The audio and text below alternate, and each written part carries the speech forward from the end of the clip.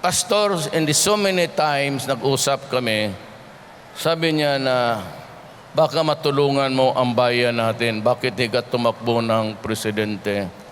Sabi ko, Pastor, alam mo naman mahirap lang ako na tao.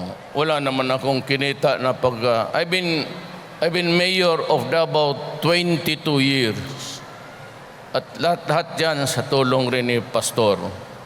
Sinabi ko, wala pera, matanda na ako, at wala akong ka-ambisyon. Wag ho kayong ma-offend po, yun talaga ang totoo. Wala akong balak maging presidente kasi ayaw ko magtrabaho kasi matanda na ako. Gusto ko na lang may mga umaga na ayaw ko nang tumindig. Diyan na ako sa kama, tapos nagtatawag na lang ako.